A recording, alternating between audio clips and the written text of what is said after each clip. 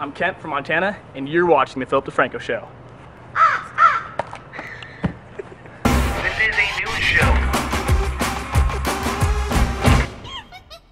Hello and welcome to the Wednesday show. If you're not familiar, my name's Philip DeFranco, and this show really isn't a show. It's just me talking about some of the stuff that mattered in the news to me. First thing on the chopping block today is yesterday was election day. If you did not know that, then good. You probably shouldn't have been a part of it anyway. And so I'll give you the highlights. In Arizona, Pierce lost to Lewis in a historic recall. In Ohio, Republican-backed anti-union law was overturned. And in New Jersey, specifically Chatham Borough elected the country's first openly gay African-American Republican mayor. Whoa, that was a lot of minorities. But my personal favorite was in Mississippi, where the Personhood Amendment was rejected. Now, the Personhood Amendment was a fun little proposal that says that the moment that a sperm comes in contact with an egg, it is a person. Give that little thing a social security number and $30,000 in debt, you're a U.S. citizen. But luckily, it was rejected by 55% of people. And I say great. I mean, the thing to know about me is I am very pro-choice. I would never ask a girl I got pregnant to have an abortion, but I do believe it is a female's right to have an abortion as long as it is not a third trimester abortion. I did want to let you know that because I am very biased when it comes to personal rights. But this would have been crazy. It would have been ground zero for anti-abortion laws, because not only would abortion have been illegal, but the morning after pill would technically be illegal according to this proposal. And I don't know how people could look a woman who's pregnant in the face, whether it was because of a mistake, a condom break, or God forbid, rape, and you're like, no, yeah, you have to have that baby. It's a person now. That's insane to me. Once again, my opinion. I understand where some people are coming from. Just my opinion. So good on you people of Mississippi, and we move on. Next up, let's talk about the war on drugs. It is not a secret. The war on drugs is misguided and has failed. Keeping marijuana illegal is illogical, stupid, and helps fund terrorism. Whether funding those cartels in the taint of North America or overseas, but main point, it is stupid to focus on marijuana. We should be focusing on other narcotics. And a new study showed some interesting stuff today, and that was white kids be doing all the drugs, y'all. And researchers found in their study samples 9% of white teenagers used substances that indicated they had disorders, meaning either they abused the substance or they were dependent on the substance. In fact, according to this research, the top 4 groups of people using drugs: Asian teenagers, black teenagers, white teenagers, and Native American teenagers. Native American teenagers at 15%. That is insane. And one of America's new moves to get kids to stop doing drugs, specifically meth, was to use the expertise of Darren Aronofsky. If you are not familiar, he made Requiem for a Dream, probably the scariest movie for drugs ever. I mean, you watch that movie and you're like, oh my God, I'm gonna do drugs and I'm gonna lose my arm, and my girlfriend's gonna have to double dildo another girl to earn money, or my friend's gonna be Marlon Wayans? No! No! That is not the life for me. But he did release 4 PSAs, and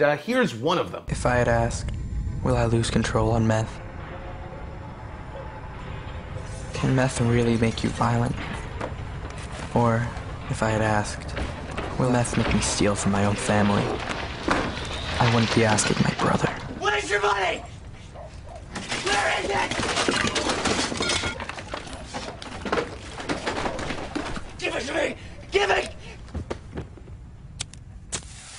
If you want to watch any of the others, the link's in the description. Keep in mind, some of them are in fact graphic. And moving on to super happy fun time science news, let's hack your brain. For the next 30 seconds, I want you to focus on this image right in the center. Do not worry. I swear to Almighty Baby Jesus that I'm not going to try and scare you. So you're staring just directly at that cross in the middle of the screen. What you're about to experience is known as Troxler's fading, which states that when you stare at a fixed point for long enough, everything in your peripheral vision eventually disappears. And that is why your eyes are constantly and perceptibly moving. It's kind of the same way when you feel your t-shirt when you put it on, but you don't notice it after several minutes. And that is why the colors around the spot have been disappearing the entire time that you've been staring at it, or if it did not work, it's because you're stupid. Or because you're one of those people that are like, just don't work on me. Good job, Jimmy, you win at life, but for everyone else, now you know. And moving on to a story that oozes of what the fuckery, a 50-year-old Croatian man had to go to the doctor to dislodge a cannon shell he inserted into his anus. The things I end up having to say on this show. A little bit weird. But yeah, apparently part of a weird sex game, the man inserted an explosive into his ass. Really? Why would you ever do that? I mean, when I was pre-med and we would shadow doctors, I always thought it was like a joke or like a weird thing when they were like, oh yeah, people stuff weird stuff in their ass. Like, but they do. Like, lots of weird stuff. Main point, stop it. If you really want something up there, do not use an explosive. Just